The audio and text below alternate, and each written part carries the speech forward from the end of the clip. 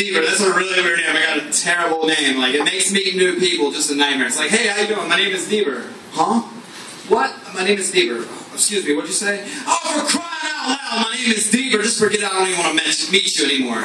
You just blew it. But interesting story. My parents came up with the name. How they came up with that name, people ask me, where did they come up with that name? It was on their first date, at the end of the night, my mom looked up at my dad and she was like, Deber! Deber! Yeah, put it in me, Deber! Turns out my mom's a whore, but that's okay. It was the 70s, it was a different time. Don't touch it, okay? But anyway, what's in the news? Can you believe it's been 3 years since we lost the greatest artist of all time, the greatest performer, Michael Jackson? Don't worry, I'm not going there. I know you guys have heard it all before. But speaking of child molesters, Jerry Sandusky was recently convicted of like 50 counts of child rape and child molestation. I think that's just awful.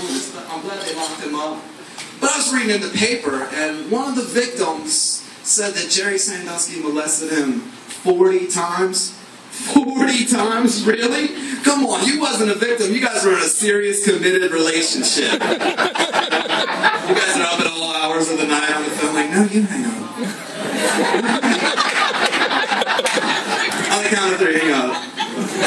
Anyway, this kid, he must have really loved Penn State football, I know when I was a boy, I loved the Cincinnati Bengals, but the first time Boomer tried to finger my butthole, that's the last time that's going to happen. It's only going to happen one time.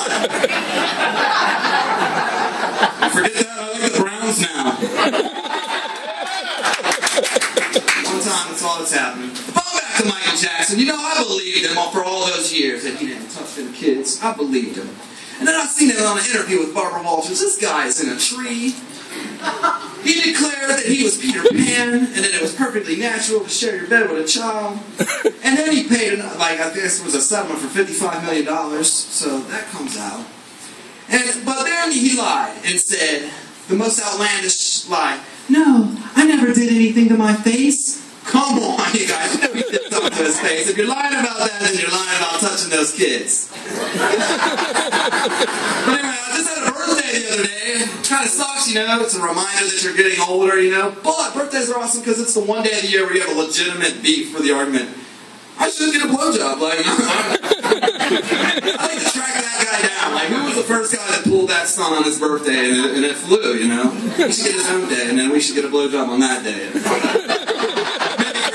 Day or something, it's like, hey, baby, it is Groundhog's Day, You don't want him to see a shadow, dude. I don't know. Me and my girl, we've been together for 16 years. Still haven't got married, unfortunately, but I'm scared, because a lot of my high school, my friends, they're with their high school sweetheart for so long, and then they get married, and then a couple weeks later, a couple months later, they're getting divorced, you can make up to... That's my story, and I'm sticking to it. That's my excuse for when that comes up.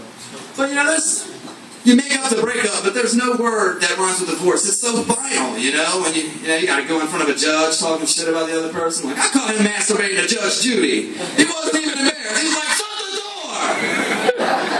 But anyway, you guys have been great. I'll take care of your waitresses and all that good stuff.